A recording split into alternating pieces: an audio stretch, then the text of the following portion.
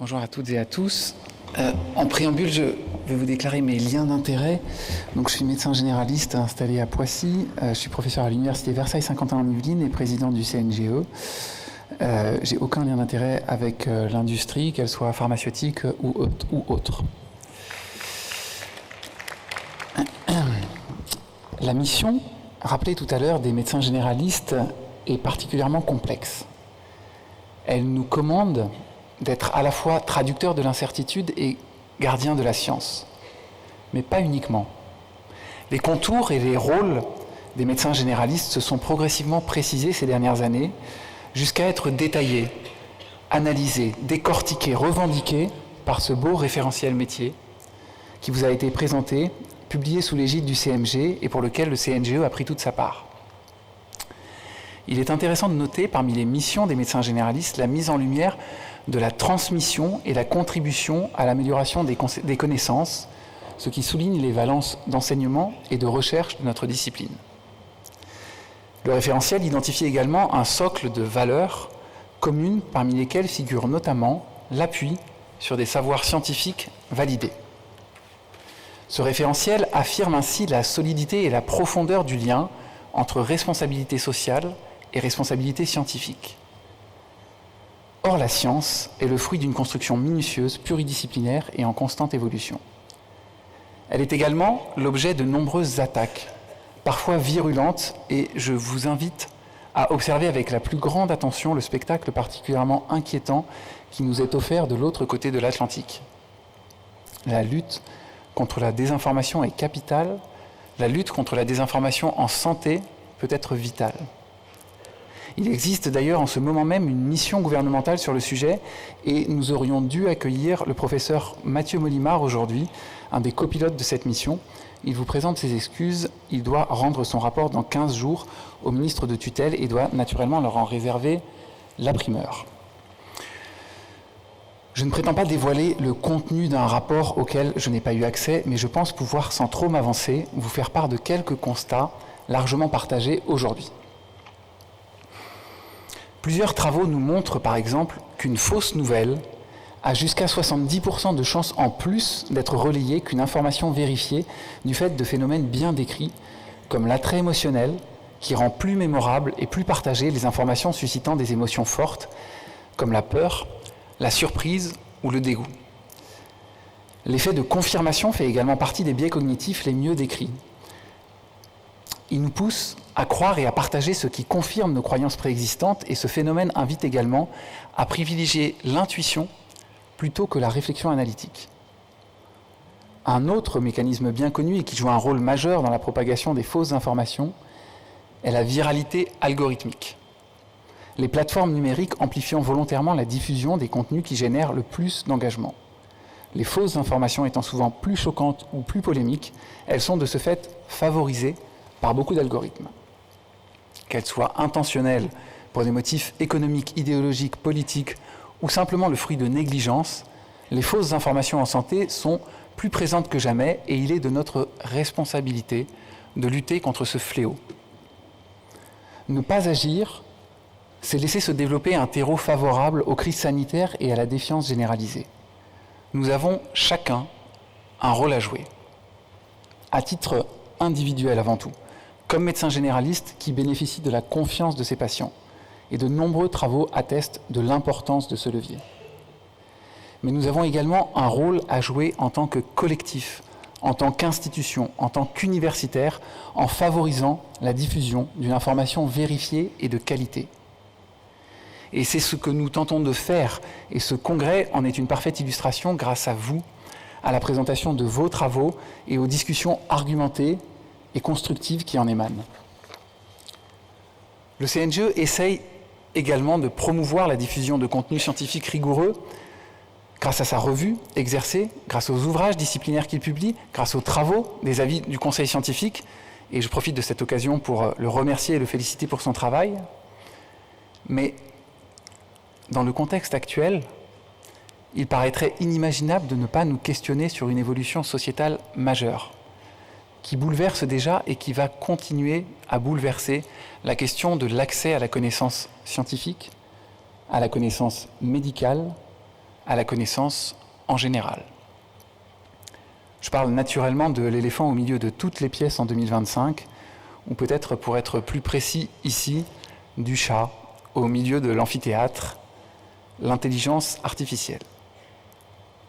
Comment nous, médecins généralistes, universitaires, souhaitons-nous nous positionner vis-à-vis de cette évolution sociétale, scientifique, médicale, absolument majeure?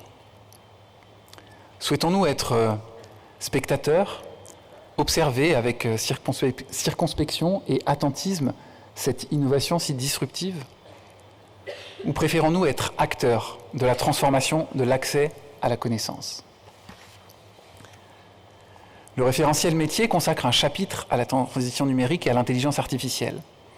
Il encourage les médecins généralistes à s'approprier ces nouveaux outils technologiques, mais il rappelle également que ces outils ne sont intrinsèquement ni bons ni mauvais et que les perspectives porteuses d'espoir doivent être développées en conservant une vigilance particulière quant aux dérives potentielles de ce phénomène en permanente évolution.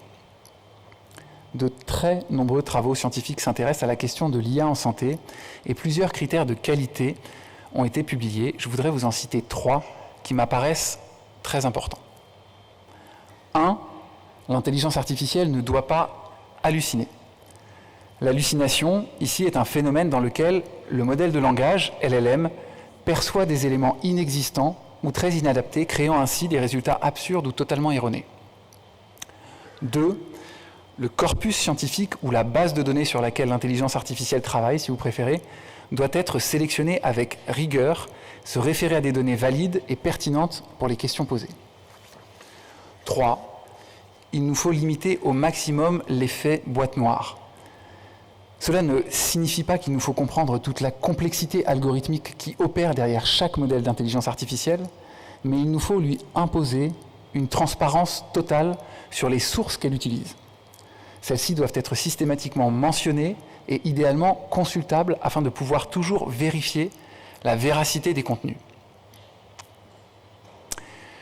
Mais pour imposer cette transparence et pour pouvoir définir et valider le contenu du corpus scientifique interrogé par l'IA, alors nous ne pouvons pas être de simples spectateurs.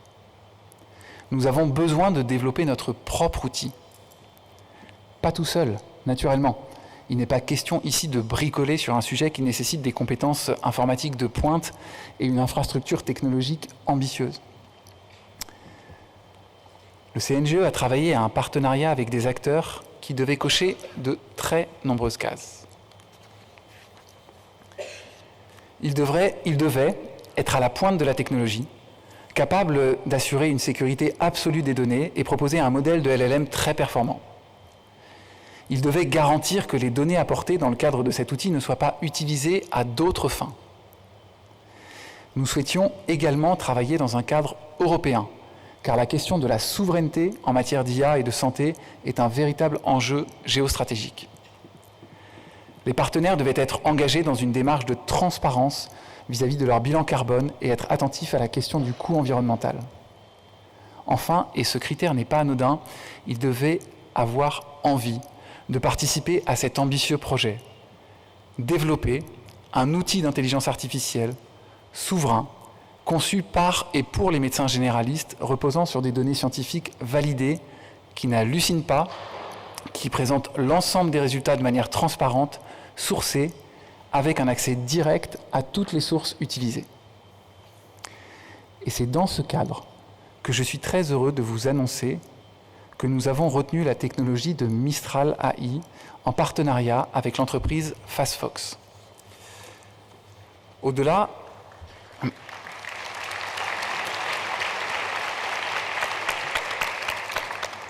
des partenaires technologiques, cet outil porté par le CNGE est aussi le fruit d'une collaboration avec le Collège de la médecine générale qui représente toutes les composantes de notre profession et que je tiens à saluer et à remercier pour sa contribution essentielle.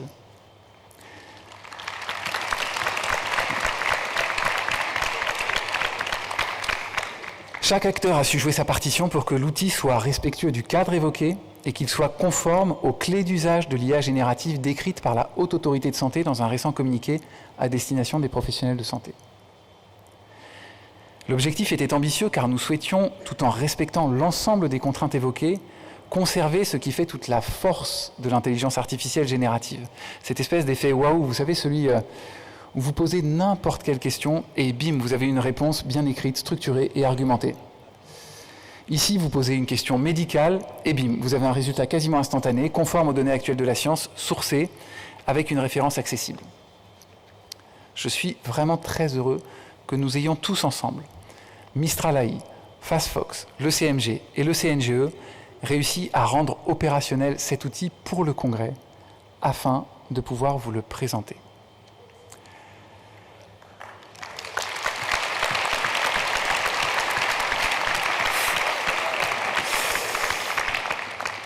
Mais à l'instar de la présentation de tout nouveau-né, il apparaît plus convenable de vous le présenter une fois affublé d'un prénom.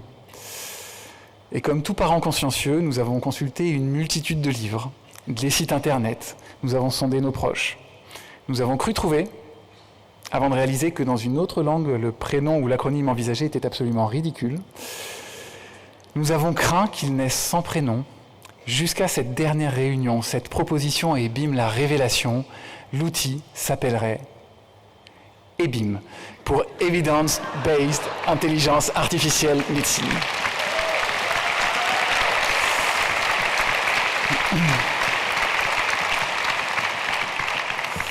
Quoi de plus naturel pour un outil qui est justement construit pour aider le clinicien dans une démarche EBM, en lui facilitant l'accès aux données de la science en quelques secondes.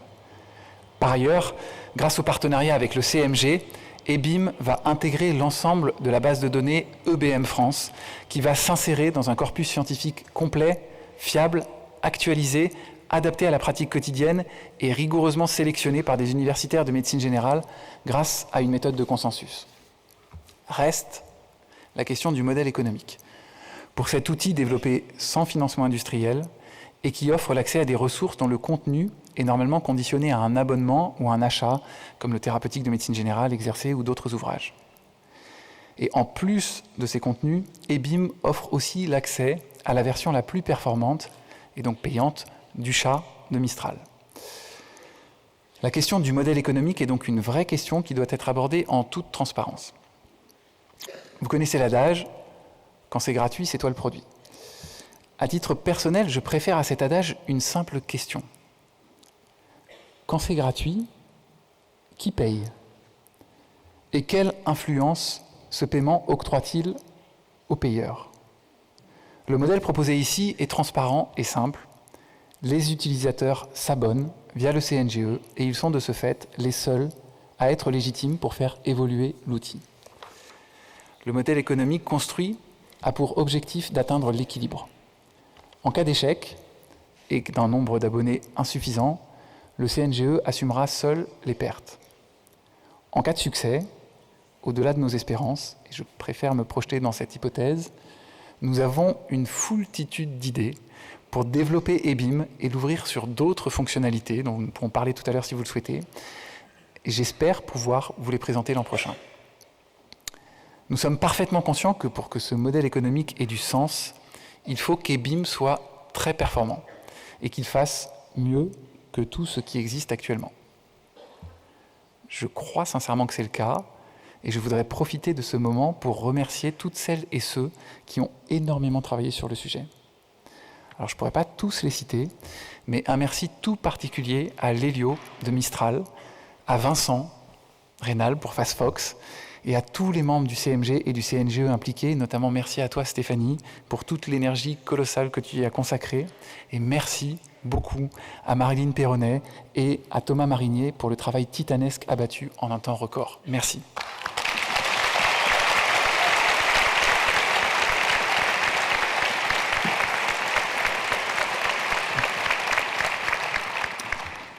Car je crois que grâce à vous, nous avons réussi à être prêts pour ce congrès afin de pouvoir vous présenter quelque chose de bien, de vraiment bien. Mais vous savez, l'IA est un processus évolutif et EBIM, que nous allons vous présenter, a vocation à se développer, à s'améliorer, grâce à de nouvelles fonctionnalités, je l'espère, et surtout grâce à vous et à l'utilisation que vous en ferez.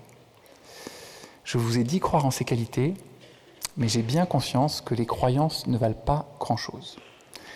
Alors, il est temps de passer au moment de vérité et de vous présenter EBIM.